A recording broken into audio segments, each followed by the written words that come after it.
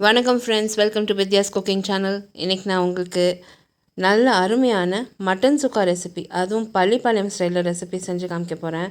இந்த மட்டன் சுக்கா வந்து நம்ம சவுத் இண்டியன் மீல்ஸோட ரொம்ப அருமையாக இருக்குங்க. இங்கே முதல்ல நான் வந்து மிதமான தீயில் ப்ரெஷர் குக்கரை காய வச்சுருக்கேன். அதில் வந்து 2 டேபிள் ஸ்பூன் அளவுக்கு எண்ணெய் விட்டுருக்கேன். அதில் மட்டனை நல்லா சுத்தம் பண்ணி சேர்த்துருக்கேன்.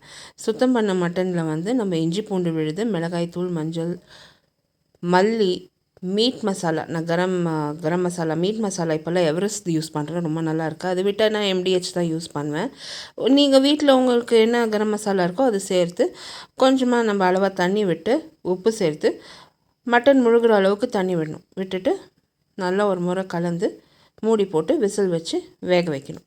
இப்போ இந்த மட்டனை வேக வைக்கிறது ஒரு டெக்னிக் இருக்குது எங்கள் வீட்டில். மட்டன் எப்போவுமே நம்ம வந்து நல்லா மசாலா போட்டு இந்த மாதிரி ஒரு 2 நிமிஷத்துக்கு ஒரு வாட்டி திருப்பி நல்லா வதக்கி விட்டோம்னா அதுலேருந்து நிறைய தண்ணி விட்டு வரும். அதுக்கப்புறம் நம்ம வந்து தண்ணி சேர்த்து வேக வச்சோம்னா அது டேஸ்ட்டே வேறு லெவல் தான். நீங்களும் ட்ரை பண்ணுங்கள், இது ரொம்ப நல்ல டேஸ்ட் கொடுக்கும்.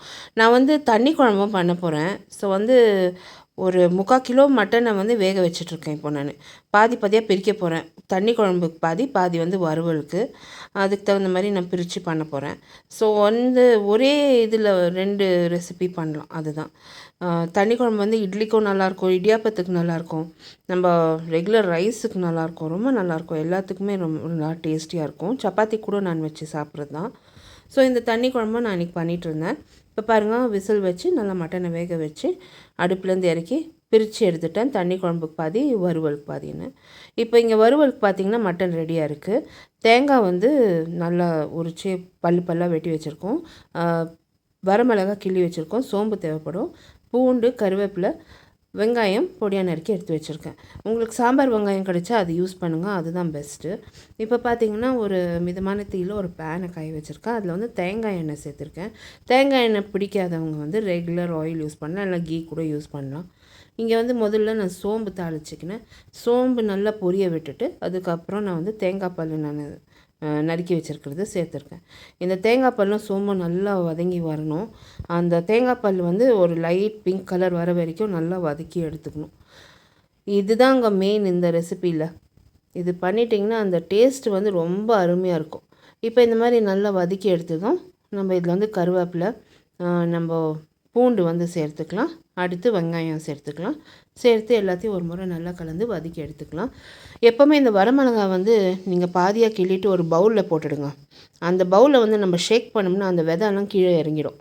அந்த மாதிரி நம்ம வந்து அந்த வரமிளகாவை கிள்ளிட்டு ஒரு பவுலில் சேர்த்து அந்த விதையெல்லாம் நீக்கிட்டோம்னா ஈஸியாக இருக்கும். அது வச்சு நம்ம தட்டி கிட்டி பண்ணோம்னா அது இன்னும் கையில் காரம் ஏறும், கையில் வந்து எரிச்சல் உண்டாகும்.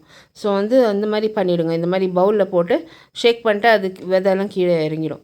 இப்போ பாருங்கள், அந்த வரமிளகாய் மட்டும் அந்த சேர்த்துருக்கேன், விதையெல்லாம் நீக்கிட்டேன். இப்போ நல்லா ஒரு முறை நல்லா கலந்து வதக்கி விட்டுட்டேன். இப்போ இது நல்லா அருமையாக ரெடி ஆகிருக்கு மசாலா. இதில் வந்து நம்ம அந்த மட்டன் வேக வச்சுருக்கிறத சேர்த்துக்கலாம். நீங்கள் வந்து கொஞ்சமாக அந்த குழம்பு கூட கொஞ்சமாக அந்த சாறு விட்டுருக்கலாம். இதில் அது தொக்கு மாதிரி நல்லா அருமையாக வரும். இப்போ ஒரு முறை நல்லா கலந்து வதக்கி எடுத்துக்கோங்க. இந்த டைமில் நீங்கள் செக் பண்ணணும், உப்பு தேவைப்படுதா, காரம் தேவைப்படுதா, எது கொஞ்சம் அதிகமாக தேவைப்படுதோ அது நீங்கள் சேர்த்துக்கோங்க. உப்பு, மிளகுத்தூள், மிளகுத்தூள் இந்த மாதிரி சேர்த்து நம்ம வந்து நல்லா வதக்கி எடுக்கணும். இது வந்து ரசம் ரைஸ்க்கு அருமையான டிஷ்ஷுங்க. ரொம்பவே நல்லா தூது போகும். அந்த ரைஸு சாம்பாரோட இந்த மட்டன் வந்து சூப்பராக இருக்கும். ஸோ இப்போ வந்து உப்பு சேர்த்து நல்லா கலந்து எல்லாத்தையும் வதக்கி நம்ம ஒரு 2 நிமிஷத்துக்கு ஒரு வாட்டி கிளறி விட்டோம்னா இந்த மட்டன் நல்லா வதங்கி வந்துடும். அருமையான பள்ளிப்பாளையம் மட்டன் சுக்கா ரெடி. நீங்களும் ட்ரை பண்ணிவிட்டு உங்களோட கமெண்ட்ஸ் எல்லாம் போஸ்ட் பண்ணுங்கள். இந்த ரெசிபிக்கு தேவையான பொருட்கள், செய்முறையெல்லாம் டிஸ்கிரிப்ஷன் பாக்ஸில் இருக்குது. நான் அதே டைமில் பிளாக் போஸ்ட்லேயும் போஸ்ட் பண்ணியிருக்கேன். கண்டிப்பாக விசிட் பண்ணி நீங்களும் ட்ரை பண்ணிவிட்டு உங்களோட கமெண்ட்ஸ் எல்லாம் போஸ்ட் பண்ணுங்கள். மறக்காமல் என்னோடய சேனல் சப்ஸ்கிரைப் பண்ணுங்கள். உங்களை அடுத்த புதிய ரெசிபியோடு நான் மறுபடியும் சந்திக்கும் வரை, this is Vidya Lakshmi. Thank you so much for வாட்சிங். பை.